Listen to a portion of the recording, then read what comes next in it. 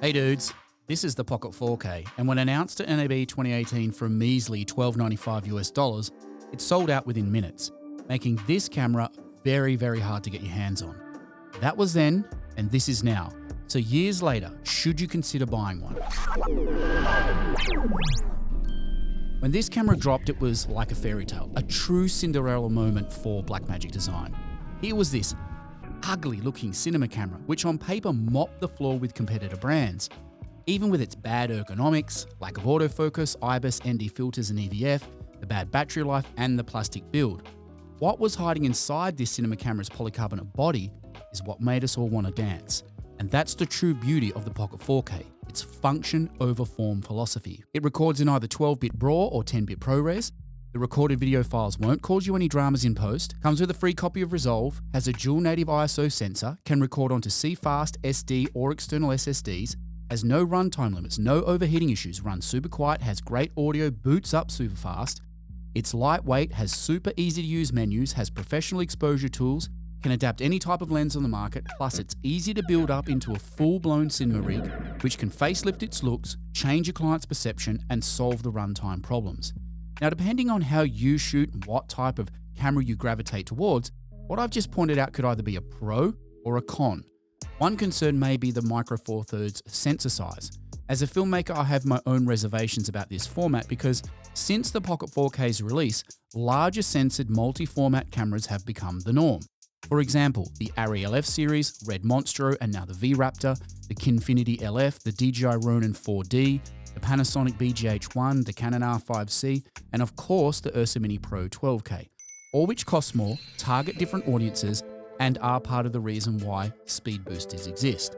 But the reality is this: if you're looking at a Pocket 4K for any type of work today, regardless of its sensor size, you'll be able to get the job done and done well.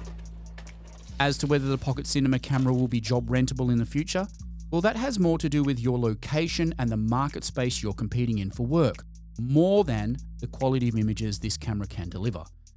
The entire, will I get it rented, will I get my money back, doesn't really apply with a $1,200 camera like the Pocket 4K. There are only two questions you need to ask yourself before buying any camera.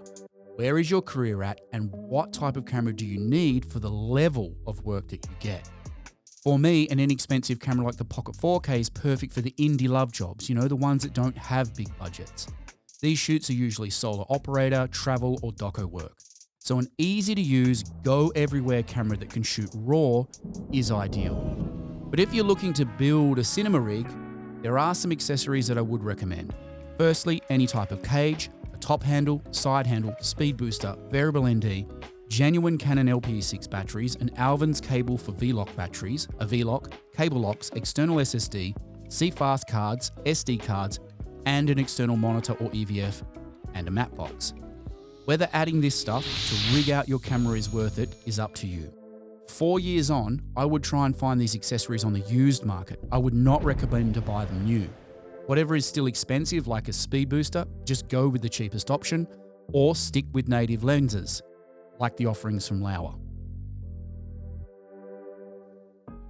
In my initial review of the Pocket 4K, I mused over the shift to this polycarbonate plastic body design. I had real concerns over this material's longevity, but the polycarbonate plastic has actually held up very well over the last couple of years, and it still looks brand new. I thought the plastic ports on the side here were definitely going to rip off, but they haven't. Everything still works. This goes the same for the cheap feeling buttons on the top, front, and back of the camera. In fact, everything I thought that would go wrong with the Pocket 4K's construction has proved me wrong. And I'm very happy to report that this camera has survived the test of time. The camera keeps chugging along, pumping out beautiful images, shoot after shoot, and year after year I'm still blown away by the slow motion capabilities of the camera. The BRAW 4K 60 is gorgeous, and the HD 120 slow motion looks fantastic for any camera at any price point. Plus, Blackmagic Design keeps giving the owners of this camera free firmware updates. There's no brass taxes here for high-speed licenses, look libraries, anamorphic or RAW recording modes. You get it all for one cost.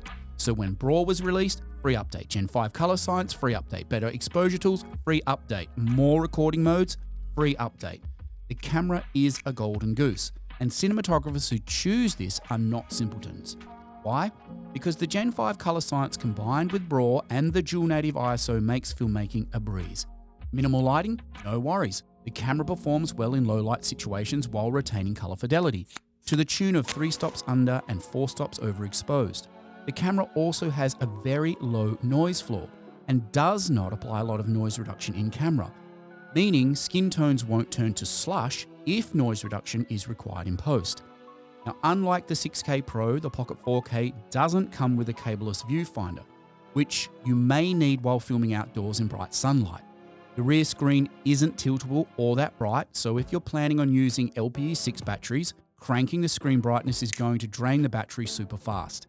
So, to get longer run times, try turning down the screen brightness as low as you can to 0, and then either use an EVF or a separate monitor.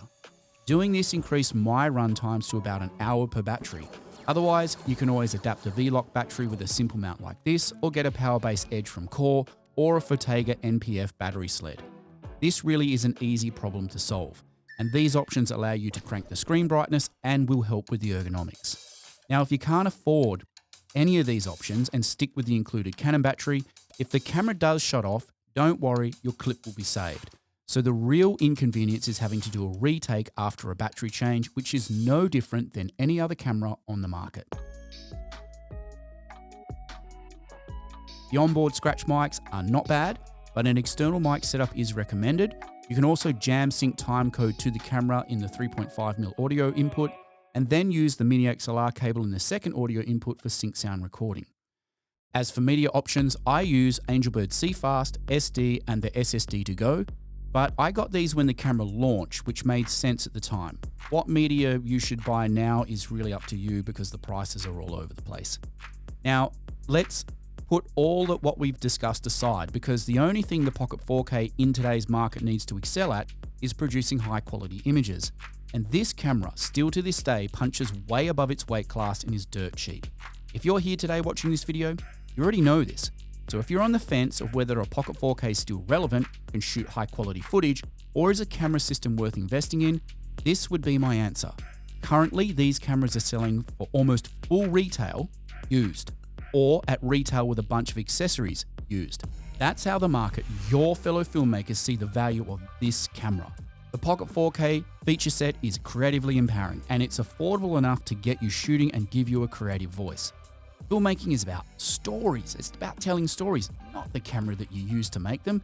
And this is what makes Blackmagic Design such a special company. They're helping us, the creators, break down the financial barriers to filmmaking.